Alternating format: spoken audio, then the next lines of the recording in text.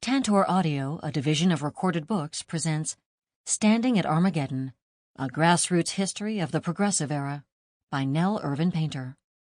Narrated by Allyson Johnson. In this audio edition, you will hear references to tables present in the print format of the book. Preface to the 2008 edition. So many strange names and terms. 19th century history can seem so foreign. The Knights of Labor, Henry George, the graduated income tax, the People's Party, the protective tariff. But when you take a second look, when you grasp the symbolic meaning behind the words, you see that unfamiliar names attach to familiar concerns. In our present-day return to the Gilded Age, we realize the issues of the late 19th century and early 20th centuries never really died. The old issues, in fact, are with us still. As Henry George said way back in 1879, the unequal distribution of wealth is the curse of our times. More than a century ago, thoughtful Americans pondered the meaning of wealth generated by a modern economy. They asked how it could be that the people who worked the hardest were the poorest, but the people who seemed not to work at all rolled in dough. How could it be that political power served the people with the most, but did so little for the people with the least? What should be the relation between the power of money and the power of the people? In the last generation, Americans, among other people, have faced old and new crises. An energy crisis remains with us as we grapple with global warming. We now call hard times recessions, but their toll in human suffering remains. We used to be able to grow out of every crisis at home and send in friendly GIs to help out the people overseas. But wars in Vietnam, Afghanistan, and Iraq have divided the American people without producing the victorious finale of the Good War of the 1940s. Today, as when the war in question was the Philippine insurrection, Americans argue over the wisdom of trying to improve another country by occupying it. William Jennings Bryan's question from 1899 bears repeating. Is the United States a democracy or an empire? Wars are with us still, and their costs in money and blood remain staggering. As Americans asked in 1917, they wonder now, who should pay and how? Who should serve in the battlefield? Who are the enemy at home and abroad? These pressing issues of the First World War remain pressing issues today. The enemies, though, have changed, and the threat of terrorism seems to be everywhere. We no longer trade in Red Scares because the Soviet Union no longer exists and the Cold War is over. But we still question the trade-offs between freedom and security. Is the loss of American freedom the cost of vigilance, and who decides who will pay? At the end of the First World War, and in the midst of the Great Unrest, a Chicago journal predicted that, unless the issue is decided once and for all now, through the firmness and courage of the American people, Americanism for a time at least will perish from the face of the earth, and the war will have been fought in vain. Whether the challenge is economic hard times, religious antagonism, or the gap between the rich and the poor, this warning from nearly a century ago still rings in our ears. Introduction. Late 19th century American speakers and essayists rarely resisted the impulse to list figures with many zeros. Almost any argument, the impossibility of raising wages in the railroad industry in the 1870s, the need to reduce agricultural production in the 1880s, the desirability of remonetizing silver in the 1890s, served as a pretext for demonstrating how American production had soared. These astronomical measures of output functioned practically as a talisman, to be touched and paraded whenever possible. In 1889, the United States produced 1,705,000 tons of rails. In 1900, 2,672,000 tons. In 1889, factories, mines, and railroads used 23,679,000 horsepower.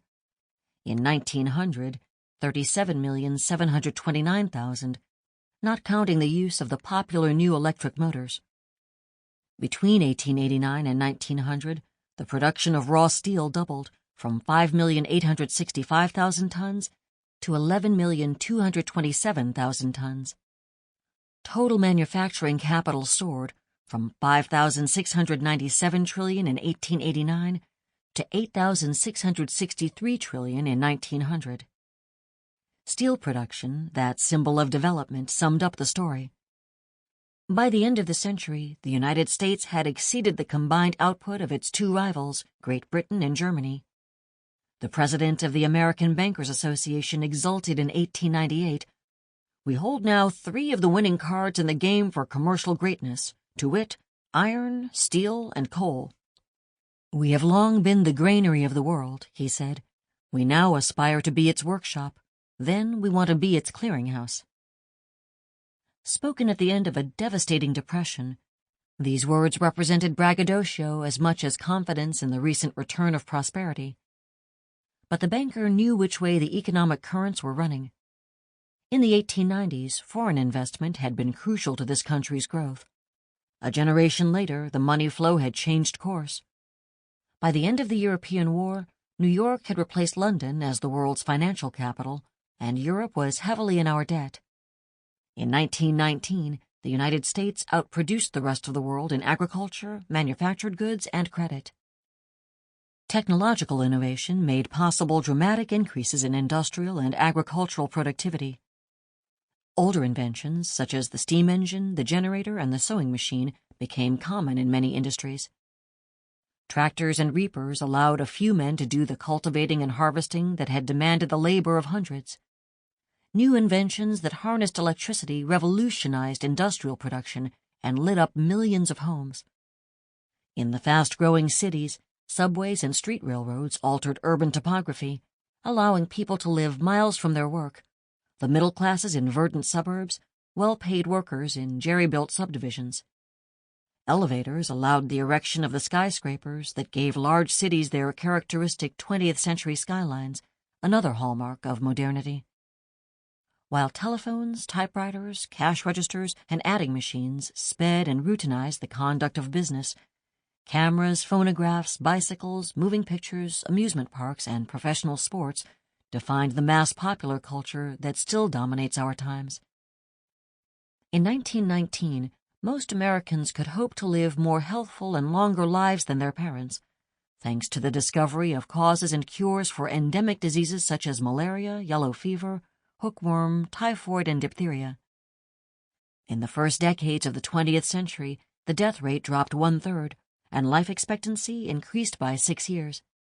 Improvements in canning and the wide use of refrigerated railroad cars brought a variety of meats and vegetables to markets distant from California, Texas, and Florida, and put varied diets within reach of large numbers of Americans.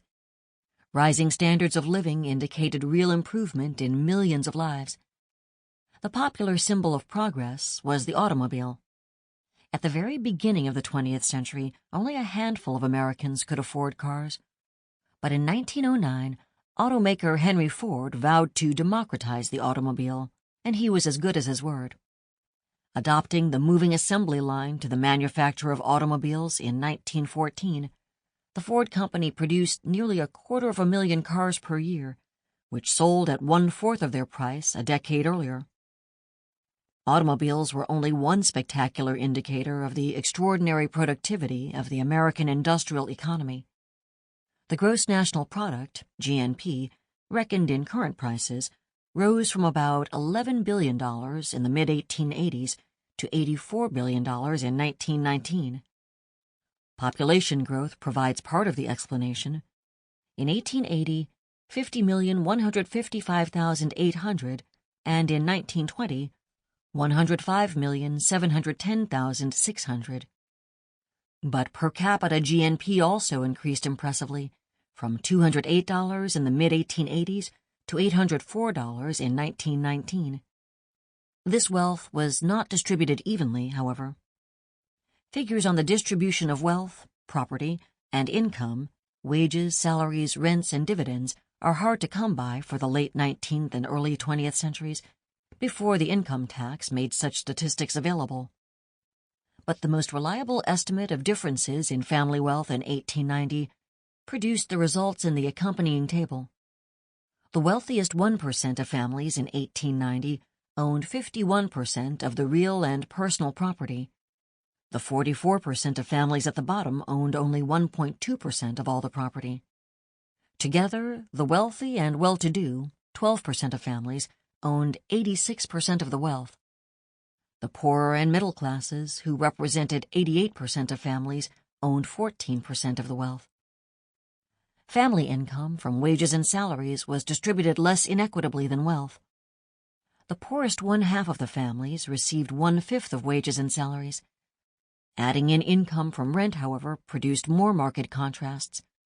The wealthiest 2% of families received more than half the aggregate income, whereas the wealthiest 1% owned more than half the property. This tiny class of rentiers received as large a total income from its property as the poor half of the families received from both property and wages. Living off their investments, wealthy rentiers did not need to work. Over the long term, wages changed little in the late 19th century, when most workers earned less than about $800 a year. After 1901, inflation came into the picture, and wages increased along with the cost of living. According to one recent estimate, the poverty line moved from $506 per year in 1877 to $540 in 1886, $544 in 1893, $553 in 1900, and $660 in 1909. Throughout the period, many heads of household, servants, and agricultural and industrial laborers made less than the $506 to $660 needed to keep a family out of poverty. Large numbers of working people were needy because of regularly experienced unemployment in the form of layoffs. In the late 19th and early 20th centuries, between 23% and 30% of the workforce was out of work for some period every year. Unemployment made working-class life uncertain, for the loss of a job might mean leaving home to search for work, as well as a lack of income. Men searching for work were called tramps, and they became symbols of the dangerous classes, as though they were evil men who had chosen not to work. Differences in income depended on more than occupation. For the same work, Northern workers made more than Southerners, whites made more than blacks, men made more than women. Industrial work paid better than agricultural work, so that unskilled industrial workers made about $360 per year, and unskilled agricultural workers about $260 per year in the North at the turn of the century. In the South, incomes were about 1/4 lower. For many farmers, even those who owned their farms, the period was a disaster. A crisis in farm indebtedness meant that more and more farmers lost their farms. In 1880, 25% of those who farmed did not own their land. Large numbers of white farmers in the Midwest were tenants and sharecroppers. Even greater proportions of Southerners farmed land that was not their own. In 1910, half the tenant farmers in the country lived in the Cotton South, and more than half the farms in 8 Southern states were farmed by tenants. Many of these landless farmers were black. At the turn of the 20th century, 9 out of 10 blacks lived in the South, and 3/4 of black farmers were tenants or sharecroppers. In the generations since emancipation, blacks, who constituted about 40% of the Southern population, had bought 1/8 of the region's farms. Even so, nearly all Afro-Americans, even the landowning minority, were poor.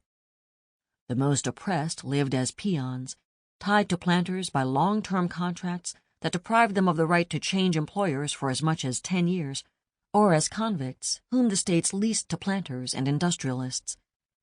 In either situation, employers who cared only about extracting a maximum of work from actual or virtual prisoners provided wretched living and working conditions. These Southern blacks, who earned bare subsistence and often died before earning their freedom, represented the worst-paid workers in this country. More numerous among the black poor were agricultural workers, who labored on cotton plantations for annual incomes of less than $400. Other Americans were not so badly off, but their situations varied widely. Within one family and within one lifetime, fortunes could rise and fall. Some actual examples will show how particular families in various economic classes lived. Miners were at the low end of the income scale. They made as much as $60 per month when they were working, but they seldom worked year-round. Regular layoffs ordinarily reduced their annual pay to less than $500 per year. A 35-year-old native-born American anthracite coal miner in Pennsylvania explained his income and expenditures in 1902. My wages were $29.47 for the 2 weeks, or at the rate of $58.94 per month. My rent is $10.50 per month. My coal costs me almost $4 per month. Light does not cost so much. We use coal oil altogether. When it comes down to groceries is where you get hit the hardest. Everybody knows the cost of living has been extremely high all winter. Butter has been 32, 36, and 38 cents a pound. Eggs as high as 32 cents a dozen. Ham, 12 and 16 cents a pound. Flour and sugar did not advance, but they were about the only staples that didn't. Anyhow, my store bill for those 2 weeks was $11. That makes $22 per month. The butcher gets $5 per month. Add them all, and it costs me just to live $42.40. As in many other families whose principal earner made $500 a year or less, this miner's children worked after about the age of 10. In 1900, nearly 1/5 of the children under 15 earned wages in non-agricultural work, and uncounted millions of others worked on farms. Spouses also contributed to family income by taking in washing and ironing, keeping boarders, working in the fields, or, less frequently, working for wages. Jane Addams, founder of the best-known of the settlement houses, described the working-class Halsted Street neighborhood in Chicago, where Hull House was situated, showing that poor neighborhoods often lacked the minimum public services stipulated by law. The streets are inexpressibly dirty, the number of schools inadequate, sanitary legislation unenforced, the street lighting bad, the paving miserable and altogether lacking in the alleys and smaller streets, and the stables foul beyond description.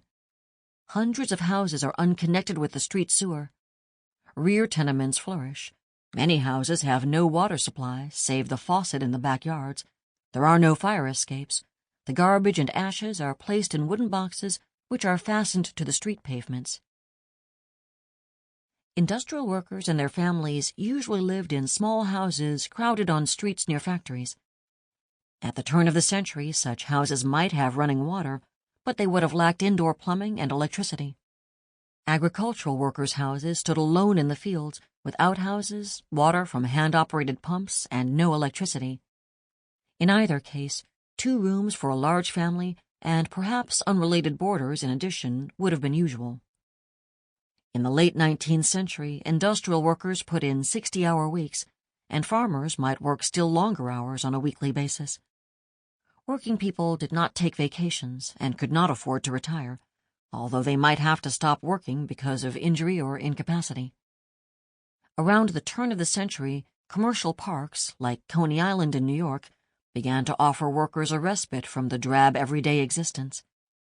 About $800 per year represented a comfortable working-class income that would permit children to remain in school and wives to work only for their families. At the upper end of the working-class spectrum, highly skilled northern mechanics might take home as much as $1,000 per year, making them the aristocrats of labor and putting them on the borderline that divided the working class from the middle class. Middle-class family income varied from about $900 per year to about $3,500. At the lower end were male employees, salesmen, clerks, and government workers who wore jackets and ties and worked in offices where their hands and feet stayed clean. Teachers, most of whom were women, belonged to the middle class socially, although their incomes, only about $250 per year, were lower than those of most workers. Poorly paid but thoroughly respectable, teachers provide the most obvious example of the ambiguity of class identification in the United States. For while income provided the single clearest indicator of class standing, it did not tell the whole story. Class in the United States has been more and less than a matter of struggle or relations of production, by which social scientists generally define classes. Class, particularly when it comes to the middle class, is a fluid category, That includes individual or family self-definition, tastes, and attitudes. Just as ethnic and racial divisions make it misleading, though convenient, to speak of a single American working class, there was no single middle class either. There were working classes and middle classes, not only agricultural and industrial, but also of many ethnicities and races. At any moment, say 1880, several sorts of families might identify themselves as middle class, whether or not they lived in a middle-class neighborhood, and whether or not each member had finished high school. Classes were not formed once and for all, in the sense that a middle-class family's antecedents might have been in other classes, and its descendants, too, might also belong to the working or upper classes. Middle-class parents did not always succeed in keeping their progeny out of the working class, for downward mobility was common. All ethnic groups, even the poorest, such as blacks and Italians in the early 20th century, included some families that were middle class. In addition, the composition of the middle class in the 1870s differed from its counterpart in the 1910s. In both 1877 and 1919, native-born white Protestant Americans were presumed to belong to the middle or upper classes, even though in the South, West, and Midwest, large numbers of such people belonged to the agricultural and industrial working classes. The standing of descendants of immigrants changed over time because the arrival of new groups of immigrants altered assumptions about relative class status. The Irish, who had seemed in 1877 to constitute a permanent class of casual laborers and domestic servants, had by 1919 become skilled workers and foremen, while many Irish women had become the teachers of the Eastern and Southern European immigrants who early in the 20th century formed a new industrial working class. Similarly, German Jews, many of whom in the mid-19th century had been itinerant peddlers, were largely middle and upper class by the time of heavy Russian Jewish immigration after 1905. And the process continued. By 1920, the children of Europeans who had immigrated in the late 19th century had become the teachers and foremen of Southern black migrants in the North and Midwest. Each new group moved in at the bottom, nudging its neighbors upward, even though mobility might reach only one step up within the working class. While most blacks and immigrants, as well as their children, were wage workers in 1877 and 1919, their neighborhoods, even when solidly working class, divided between the rough and the respectable. Rough elements, especially men, set little premium on education and ignored the dictates of respectability. Not everyone who saw herself as respectable, and women were more likely than men to value respectability and education, based that identity on income. Rough and respectable neighbors might share economic status and live side by side. Aspirations as much as wealth separated shanty Irish from lace curtain Irish and their equivalents in other working class groups. The respectable were more likely than the rough to attend church and to belong to temperance organizations, and the respectable were more likely than self-proclaimed roughs to be active in labor organizations. The Grand Master Workman of the Knights of Labor, the leader of the National Labor Federation that flourished in the 1880s, was an Irish-American named Terence V. Powderly. Although head of a labor organization, he prided himself on his gentleman's appearance. Like many other knights, Powderly was active in the temperance movement, a clear signal of respectability among members of the working class. In addition to the respectable within the working classes, a small but influential group of blacks and immigrants belonged to the economic middle class. These families achieved their upward mobility through education, the priesthood, entrepreneurship, and leadership in political, fraternal, or labor organizations.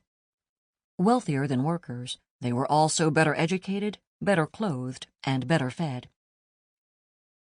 Middle-class families earned enough to support themselves without having to count pennies, as the miner quoted above had to do every day. The middle class lived in relatively large single-family dwellings and employed some sort of household help, if only a laundress. The heads of the more precarious of such households, male teachers, clerks, and telegraph operators, earned about $900 per year and would have attended high school. Ministers made about the same amount, but probably would have received further schooling. Church-supplied housing would often compensate for low ministerial salaries, making a middle-class style of life possible on a relatively small income. But in the 1870s, a nationally famous preacher like the Reverend Henry Ward Beecher of the Brooklyn, New York Plymouth Church earned a salary of $20,000 per year, plus generous fees from lecturing. Lawyers and doctors, who averaged about $1,200 per year, would have undergone specialized training, but not necessarily college, law school, or medical school. Although both legal and medical training were being professionalized at the turn of the century, one might still prepare for qualifying examinations in the office of an established practitioner. Professionals enjoyed not only prestige, but a comfortable standard of living that would allow the better paid to save and invest surplus income. A Southern black woman, the wife of a physician and the mother of 3, explained the state of their finances in 1904. Both she and her husband had attended college in the South, and he had also completed medical school. After 10 years, her husband earned about $1,200 per year from his medical practice. By most frugal living and strict economy, he saved enough to buy a home, a house of 4 rooms, which has since been increased to 8. Since our marriage, we have bought and paid for 2 other places, which we rent. We have an iron-bound rule that we must save at least $50 a month. Some months we lay by more, but never less. We do not find this very hard to do with the rent from our places, as I do all my housework, except the washing and ironing. Another middle-class woman who had been active in the woman suffrage movement remembered the household of her grandfather, a judge in Ithaca, New York, where she grew up. The house was very large. That was the day, of course, when you still had sleep-in servants. Down in the rather large halfway basement was the dining room, a large pantry, a huge kitchen, and what was called the maid's sitting room. The first floor had a big central hall, a music room, a library, front and back parlors, and a very large bed, sitting room, and bath for my grandfather and grandmother.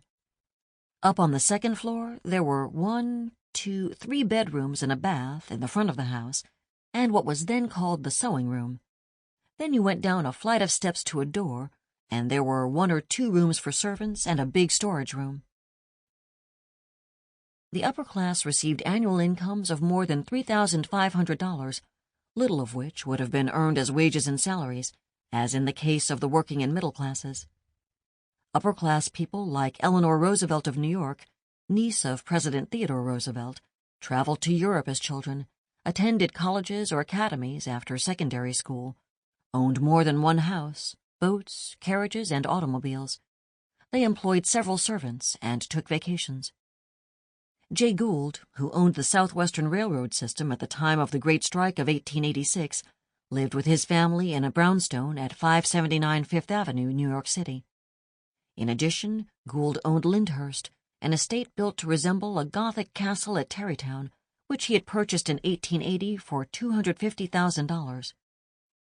The art gallery on the second floor at Lyndhurst boasted paintings by Rousseau, Corot, Daubigny, and other painters of the then-fashionable Barbizon school. Gould's pride and joy was a 380-foot-long greenhouse resplendent with $40,000 worth of plants.